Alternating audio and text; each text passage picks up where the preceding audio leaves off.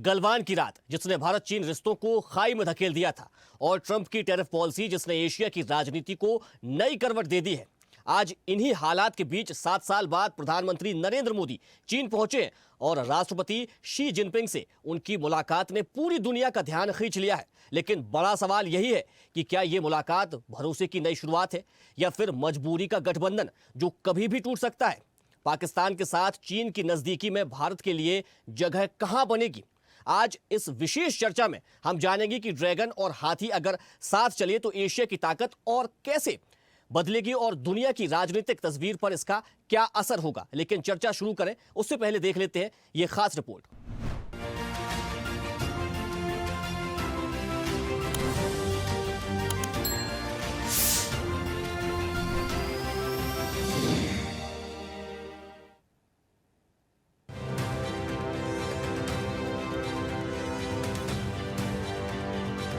आखिरकार 7 साल बाद प्रधानमंत्री नरेंद्र मोदी चीन पहुंचे हैं। तियानजिन शहर में हो रही एससीओ समिट के इतर उनकी चीनी राष्ट्रपति शी जिनपिंग से 50 मिनट तक चली मुलाकात ने अंतर्राष्ट्रीय राजनीति में नई हलचल पैदा कर दी है।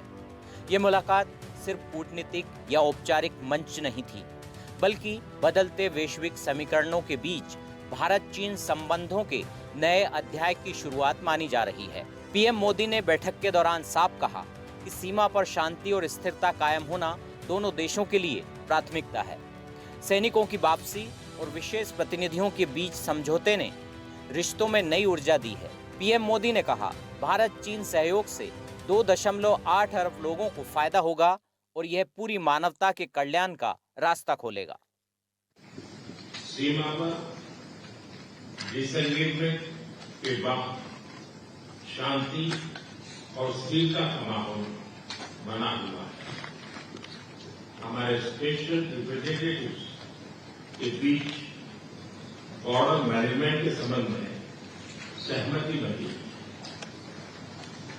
कैलाश मानसरोवर यात्रा फिर से शुरू की। दोनों देशों के बीच डायरेक्ट फ्लाइट भी फिर से शुरू की जा रही है।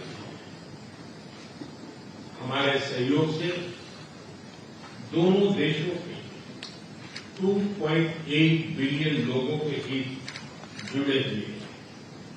इससे पूरी मानवता के कल्याण का मार्ग भी प्रशस्त होगा। परस्पर विश्वास, सम्मान और संवेदनशीलता के आधार पर हम अपने संबंधों को आगे बढ़ाने के लिए प्रतिबद्ध है। इस दशक में दोनों देशों के बीच सीमा पर कितना ही तनाव रहा हो, लेकिन कारोबारी रिश्ते हमेशा बने रहे। इन रिश्तों में जमी बर्फ तब और पिघलने लगी जब अमेरिका में ट्रंप ने दुनिया को टैरिफ का टेरर दे दिया। उसके बाद से ही भारत और चीन के रिश्ते सुधारने की कोशिश होने लगी। ये कोशिश तब और कामयाबी की तरफ बढ़ी जब चीन ने कैलाश मानसरोवर यात्रा दोबारा शुरू कर दी। उसके बाद भारत चीन के बीच सीधी विमान उड़ानें भी बहाल हो गई।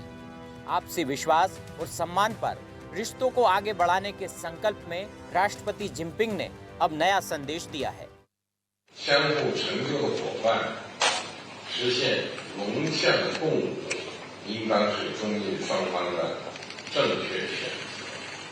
Partners who enable each other's success and to have the dragon and the elephant dance together.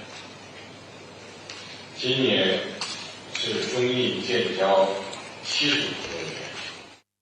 चीनी राष्ट्रपति शी जिनपिंग ने मोदी से मुलाकात के दौरान कहा, ड्रैगन और हाथी को साथ आना चाहिए।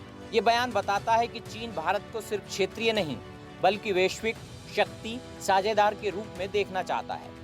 दोनों देश बड़ी आर्थिक ताकत और दोनों के पास बड़ी मिलिट्री पावर भी है। दोनों के पास मार्केट भी है। दोनों यदि साथ साथ आते हैं तो दोनों देशों को फायदा होगा। दोनों, जैसे मैंने कहा, बड़े देश हैं, बड़ी अर्थव्यवस्था है, बड़ी मिलिट्री पावर है और दोनों को साथ में मिलकर काम करेंगे तो दोनों देशों के लिए फायदा होगा, क्षेत्र के लिए फायदा होगा, पूरे विश्व के लिए फायदा होगा। और ये ठीक बात है, जो पूरे विश्व में बहुत बदलाव आ रहा है, इस प्रकार का बदलाव है जो हमने पिछले 100 साल में या 70-80 साल में नहीं देखा है। और उस बदलाव को कैसे, उसके साथ कैसे निपटा जाए, कैसे जूझा जाए, वो बहुत महत्वपूर्ण है। और दोनों देशों को अगर मिलकर, साथ मिलकर वो काम करते हैं तो ये दोनों देशों के लिए अच्छा होगा।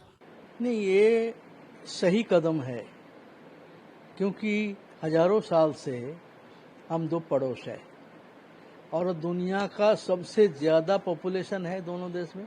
जो अमेरिका जब हमारा देश को दोबारा गुलाम बनाने का साजिश कर रहा है, और चीन आज अमेरिका से भी कुछ मुद्दे पर आगे बढ़ गया, तो इस परिस्थिति में चाइना के साथ भारत का बेहतर संबंध बहुत फायदेमंद होगा।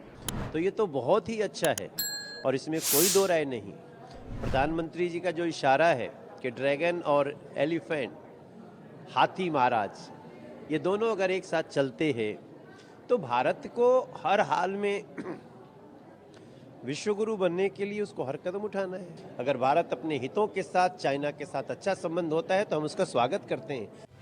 एक तरफ इस मुलाकात को जहां भारत और चीन रिश्तों की नई शुरुआत के रूप में देखा जा रहा है, वहीं दूसरी तरफ हाथी और ड्रैगन साथ साथ को लेकर सवाल भी उठ रहे हैं। खास तौर पर विपक्ष की तरफ से सरकार की विदेश नीति पर सवाल उठाए जा रहे हैं। My dear friend Donald Trump के बाद अब my dear friend Xi Jinping हो गए इनके।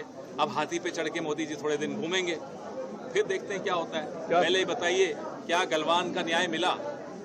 क्या अप्रैल 2020 का जो स्टेटस को एंटी था वो फिर से स्थापित हुआ है?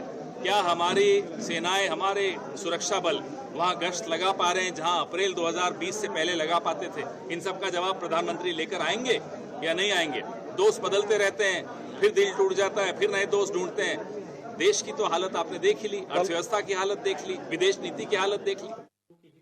मैं ये कह रहा हूं कि आपको कदम फूंक फूंक के रखना चाहिए, इतना हल्ला मत मचाइए। चीन के राजदूत ने खुलेआम कहा कि पाकिस्तान आतंकवाद से पीड़ित देश है। संयुक्त राष्ट्र संघ में हमारा साथ चीन ने नहीं दिया, लड़ाई के वक्त पाकिस्तान के साथ खड़ा रहा। तो आप चाहते हैं कि अचानक पूरा देश गुणगान करने लगे? तो इसलिए हमने युद्ध के समय, लड़ाई के वक्त हमने देखा है चीन का चरित्र कि उसने भारत को पीठ में छुरा मारने का काम किया है। ऐसे लोगों से भारत को सावधान रहना चाहिए। भारत के पास गलवान की कड़वी यादें तो हैं, लेकिन ट्रंप की टैरिफ पॉलिसी का दबाव भी है। क्या यही वजह है कि भारत और चीन आज फिर से एक दूसरे के करीब आते नजर आ रहे हैं? लेकिन इस भरोसे की राह में सबसे बड़ी रुकावट पाकिस्तान भी है, जो दोनों देशों की दोस्ती की सबसे कमजोर कड़ी है। इतिहास गवाह है कि भारत को चीन से कई बार निराशा मिली है। अब सवाल ये है कि क्या तियानजिन से ये नई शुरुआत भरोसे की मजबूत नींव रख पाएगी, या फिर यह भी सिर्फ मजबूरी का गठबंधन साबित होगी? फिलहाल इतना तो साफ है कि अगर ड्रैगन और हाथी साथ चल पड़े तो सिर्फ एशिया की ताकत बदलेगी, बल्कि दुनिया की राजनीतिक तस्वीर भी बदल सकती है। क्योंकि जब दुनिया के दो सबसे बड़े देशों के राष्ट्राध्यक्ष आमने सामने बैठते हैं तो पूरी दुनिया की निगाहें वहीं टिकी होती है। यही वजह है कि मोदी जिनपिंग की ये मुलाकात सिर्फ मुलाकात नहीं, बल्कि राष्ट्रपति ट्रंप और ग्लोबल पॉलिटिक्स को बड़ा मैसेज है। विजय नंदन, स्वदेश न्यूज।